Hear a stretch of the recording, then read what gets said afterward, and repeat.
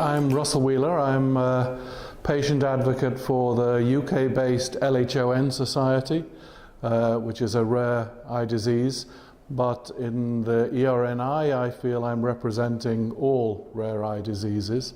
I spend most of my time with Eurodis, with other European level causes, rather than just focusing on my own small rare disease area. We have to collaborate in order to progress. Yes, and what is your concrete role in the ERN-EYE network? I could spend an hour talking about this, but in a nutshell, perhaps I'd say one of the main things is to keep things real. As an ePag member, a patient member of the network, then our role is to constantly be a reminder to everybody why we're here, what the cause is. It's surprising, even in the most technical of discussions, how that role can sometimes be useful when you have a philosophical difference between highly experienced clinicians to step in and ask the question, what does this mean for the patient, is always a positive reminder, I think. Yes. In your opinion, what is the most important issue ERN-EYE could overcome? Again, this is a big subject. I could spend a few days just even thinking about it. We have so many things to tackle, but for me, I think really we need to look much more at outcome measures. I think that still in, not just in Europe, but around the world, we're using outdated and old outcome measures to measure treatments and to measure the progress of a disease, when we have much better tools now. But unfortunately, these haven't been properly validated. What are the main challenges for the network, you think?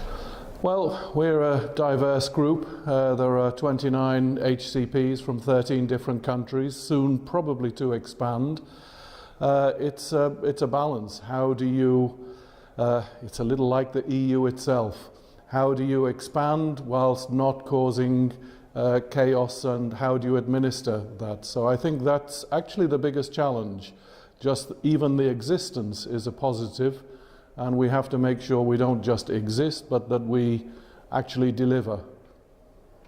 And what is the best advances of the network? So far? Yeah. Well, I have to say, because it's a very new network, I have to say the biggest early advance, I think, is in the ontology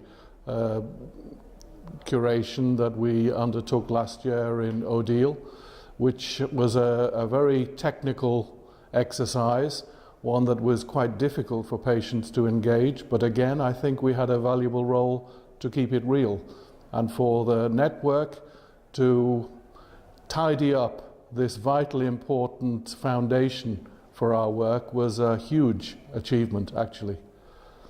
And in your dreams, what would ERN-EYE look like in 10 years?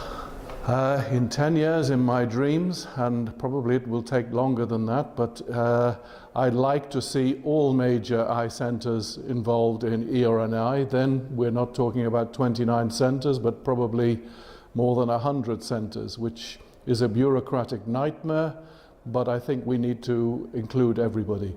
That still doesn't include the whole of Europe, of course, but we want at that point to have outreach so that each of these centres has responsibility for other centres, and we form as a unit a centre of excellence to propagate the best practice everywhere.